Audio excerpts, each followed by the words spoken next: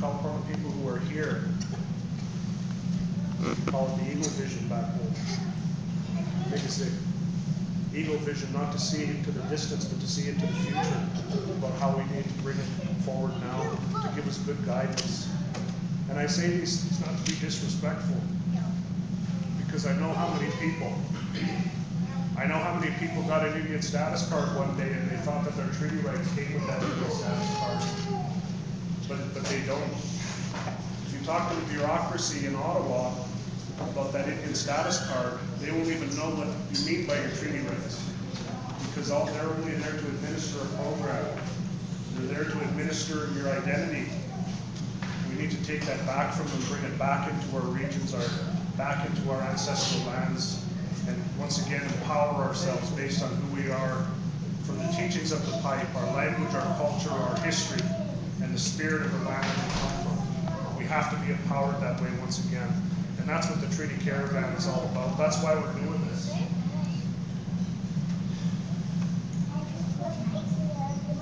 That's why we're making the sacrifices. Be away from our families. I'm here with my daughter traveling back up. My mom is here. My mom has lived in this territory for a long time. Her name is Nepinak. I know that some of you know her, many of you know her, and you've taken very good care of her. I know that she's been adopted. She has a name from your culture. And I thank you so much for taking care of my mom. She's the one that brought me here. So when we raise these pipes, we're looking for guidance. We're looking for, from the basis of respect, how do we move forward? Where do we go? Do we work with the existing political organizations in Ottawa? I've seen them not working for us. I've seen them not functioning very well. And the reason I say that is because in the winter time, there was a grandmother who was willing to starve herself in order to invoke treaty power. She stepped outside of her community. She went onto the land, Victoria Island, next to Parliament Hill, and she was willing to starve herself for the benefit of her family. And we had to rally around her, and I saw that so often we didn't, because the messaging wasn't getting to a lot of the people that needed to make decisions. And I saw institutions and political systems that weren't working for our people.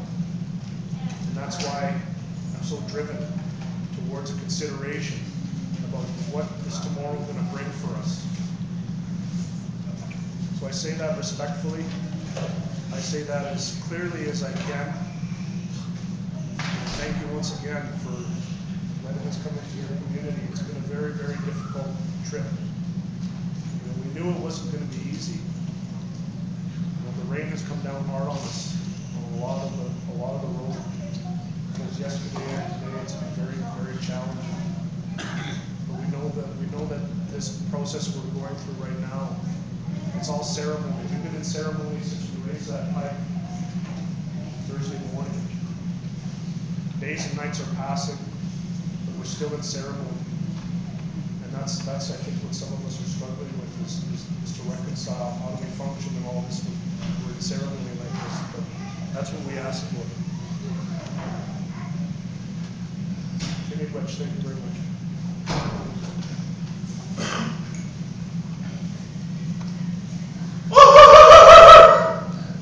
I'd like to ask for a blanket to be presented from our leader.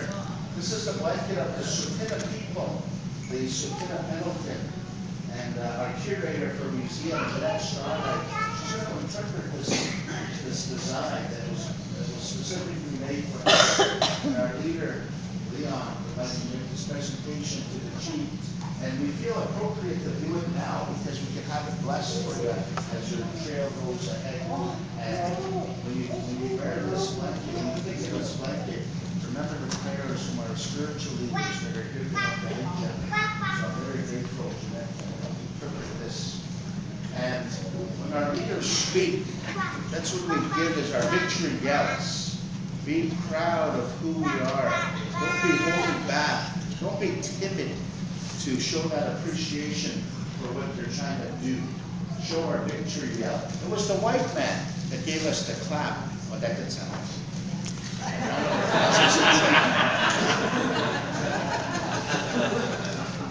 anyway, give your victory yells. So we went this way, Chief, and Elder Shane to interpret this design. Now,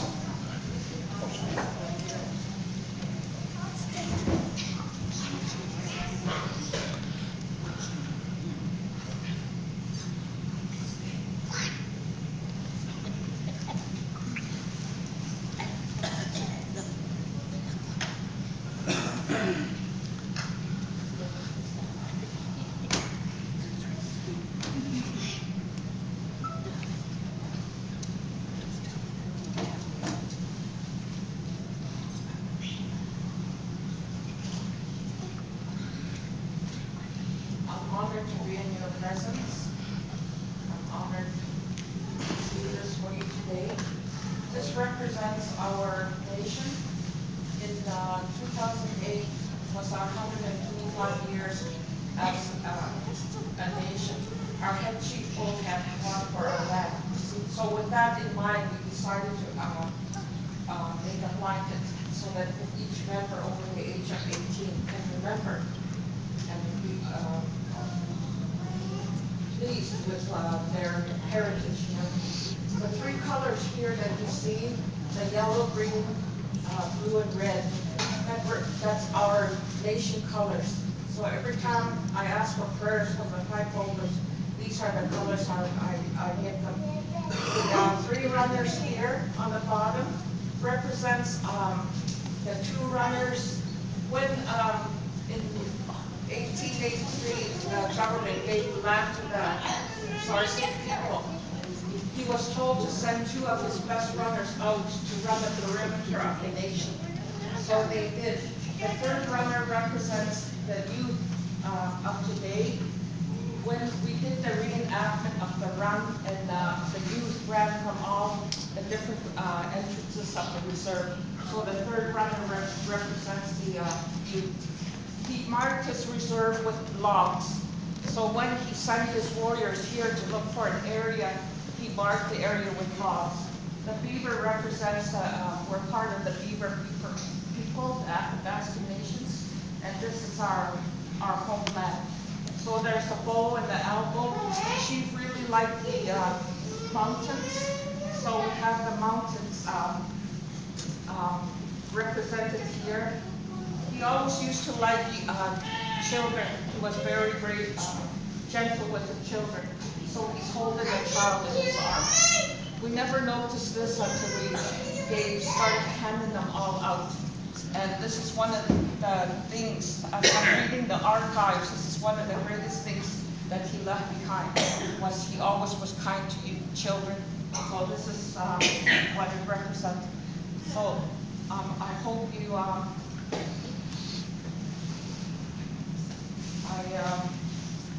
celebrate,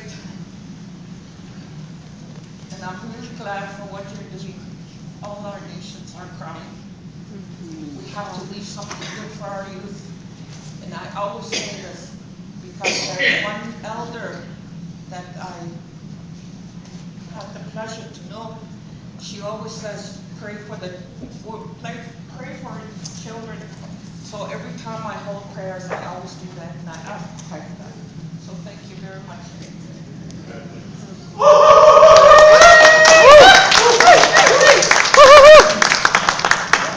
Council representative Leon would like to make a presentation, and that's Bullhead there right in the center with his fedora on.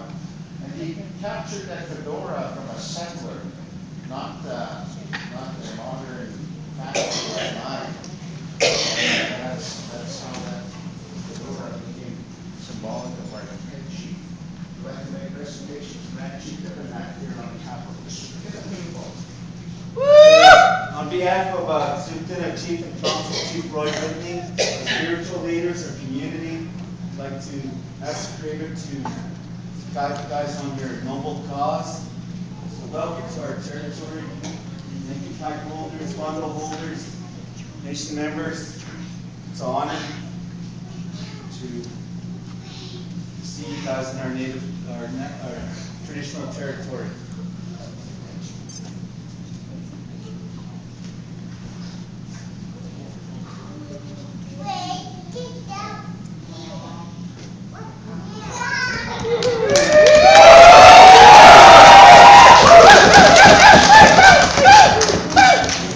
We'd also like to make a presentation to our visiting respectful Elder Kashane.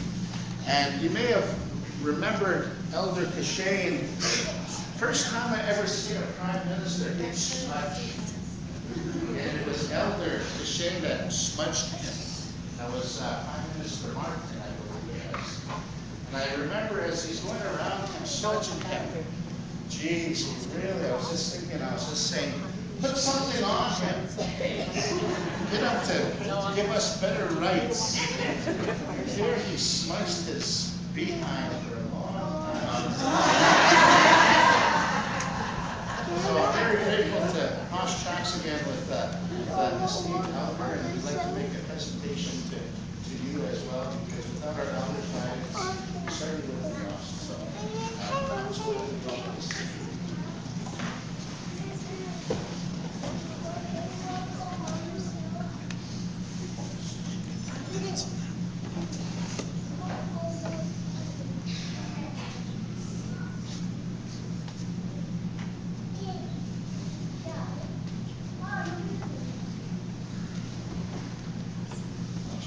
Again, on behalf of Tsuu Chief and Council Chief Roy Whitney, elders, community, I'd like to give you this gift.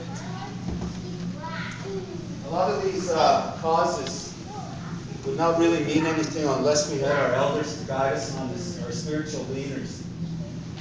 So it's a real honor to give this to Elder Kashane on behalf of Chief and Council, our community. Again, welcome.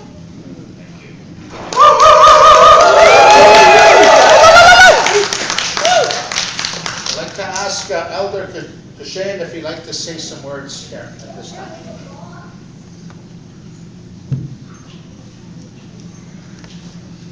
Always amazing. Bonjour, you know, I'm out of the going up in the truck. Like I say, so then, Kinak Kate, the G debate dogs. I introduce myself in my tradition. My name is Sammy Strongman. I'm of the Yukon land. My homeland, my home base is Turtle Island. To me, there's a state called Canada operating on my land. To me, to say that means it gives me my identity. When the Creator brought us down, He gave us freedom, equal dignity and rights to this land. He made us the stewards of this land, not to sell, not to give, but to look after. Because today we're very honored, and I'm very proud of our Grand Chief taking the leadership to bring awareness to the world. Because it's going out to the world. More modern today. Our smoke signals a long time ago, it took time. But today we can have it just like that. Just by saying that, you know, we mentioned this morning, some of the speakers mentioned the NRTA. The NRTA has to be spoke about, it has to be understood, and they have to learn that they have oversight. Not to get all part. We cannot be afraid. You know, I was listening this morning and I was thinking of all the things that we've been having on our travels. And I remember many of our past leaders have spoke, have stood up for our rights in the best fashion. '69 paper. Harold Carter.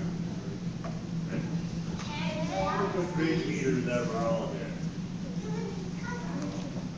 The '69 white paper, the Grand Chief of Manitoba, at that time, happened to be my brother, Grand Chief Derek Senior. You know, when I think of all this, and I look at my Grand Chief here today, I see the greatness, I see the vision is moving up. And one thing that we can never forget, we need to have a spiritual foundation. And that's what it's all about.